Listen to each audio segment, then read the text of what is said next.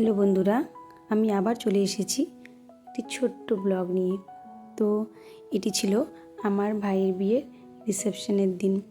তো বিয়ে তো হয়ে গেল, অনেক দিনই হয়ে গেছে। আমি বিভিন্ন ব্যস্ততার কারণে এই ভিডিওটা তোমাদের সাথে শেয়ার করতেই পারছিলাম না। তো আজ ভাবলাম এই ভিডিওটি তোমাদের সাথে একটু শেয়ার করা যাক। তো দেখতেই পেলে আমরা সেদিন সাজুগুজু করতে বসেছিলাম। প্রথমেই আমার ভাই বউ, তারপরে আমরা একে একে সবাই সেজেছিলাম। দেখো সেজে গুজে আমার ভাইয়ের বউটাকে কী মিষ্টি লাগছে দেখতে। এত সুন্দর করে সাজিয়েছে কিন্তু আমাদের বাবলিদি ভীষণ সুন্দর সাজায়। এর আগেও আমি ওর কাছে সেজেছিলাম আমার মেয়ের মুখে ভাতের সময়, আর এবার সেকেন্ড টাইম আমি বাবলিদির কাছে সাজলাম। খুব ভালো সাজায়, এমনিতেই আমাদের ভাইয়ের বউটি ভীষণ মিষ্টি দেখতে, আর তারপরে ওই বাবলিদির হাতের ছোঁয়াতে আরও সুন্দর লাগছে। দেখলেই তো তোমরা, আসলে বাবলিদি এত সুন্দর করে নিজের মতো করে সাজিয়ে দেয়, তাই আমার বাবলিদিকে ভীষণ ভালো লাগে।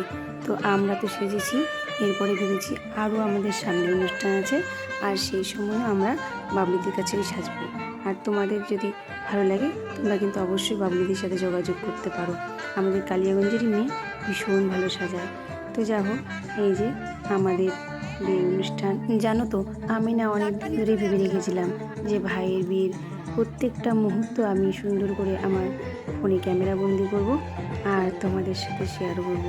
কিন্তু কি বলো তো, বুঝতে পারলাম শেষে এসে যে নিজেদের অনুষ্ঠানে এত দেখাশোনা দায়িত্ব থাকে যে তেমন ঠিকভাবে আনন্দও করা যায় না, আর ছবি ভিডিও তো দূরের কথা।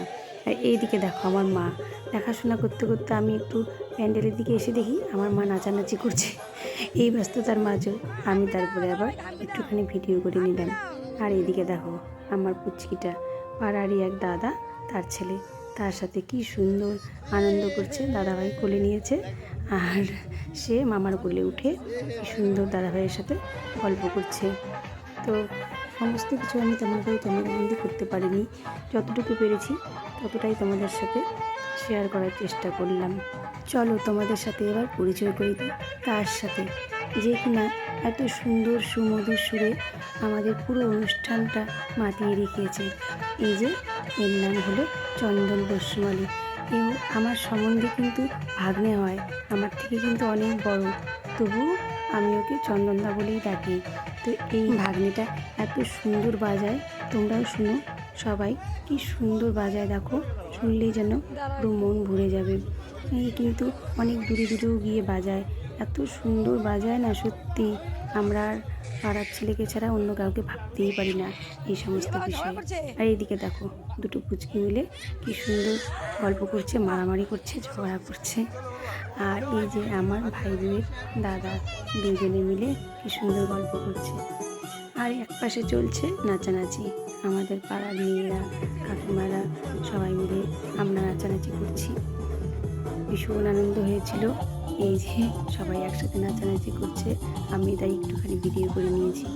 ভীষণ আনন্দ হয়েছে সত্যি, কিন্তু এই যে আমি সমস্তটা ক্যামেরা বন্দি করতে পারিনি, অনেক কিছু হয়েছে, আসলে অনেক ব্যস্ত ছিলাম। আর এই যে দেখো এখন অনেক রাত্রি হয়ে গেছে, অনুষ্ঠান প্রায় আমাদের শেষের পথে, আমরা এখন সবাই নাচানাচি করছি। আর এদিকে নতুন বউকেও নিয়ে চলে এসেছি, আর এখন আমরা সবাই মিলে একসাথে নাচানাচি করব। আর এই যে আমাদের মেয়ে বাড়ি থেকে সব তত্ত্ব চলে এসেছে, তত্ত্বগুলো এত সুন্দর করে সাজিয়েছিল, সত্যি আমরাও সাজিয়েছিলাম, তবে আমরা কিন্তু ওদের মতো এত সুন্দর করে সাজাতে পারিনি তত্ত্বগুলো। ওদের তত্ত্বগুলো কিন্তু ভীষণ সুন্দর হয়েছিল সাজানো, আমার তো খুব ভালো লেগেছে, তাই আমি সমস্তটাই ওদের তত্ত্বগুলো ক্যামেরা বন্দি করে রেখেছি আর তোমাদের সাথেও শেয়ার করলাম। দেখো তো তোমরা বলো তো কেমন হয়েছে। তো যাই হোক, আমি যতটুকু পারলাম ততটুকুই তোমাদের সাথে শেয়ার করলাম। তোমরা সকলে ভালো থেকো, আর ভিডিওটি কেমন লাগলো অবশ্যই একটা কমেন্টে লিখে যেও। ভিডিওটি ভালো লেগে থাকলে ছোট্ট করে একটি লাইক করে দিও। তো তোমরা সকলে খুব ভালো থেকো, সুস্থ থেকো আর সাবধানে থেকো। আমি আবার খুব তাড়াতাড়ি চলে আসবো আমার জীবনে নতুন কোনো গল্প নিয়ে। ততক্ষণের জন্য তোমরা ভালো থেকো। আজকের মতো বিদায় নিচ্ছি, আবার খুব তাড়াতাড়ি তোমাদের সাথে আমার আড্ডা হবে। আজকের মতো টাটা।